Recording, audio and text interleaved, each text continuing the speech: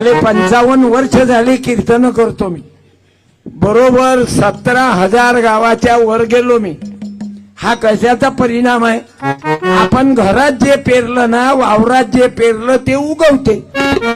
गोविंदरावनं चांगला विचार पेरला, चांगले लेकर पैदा झाले।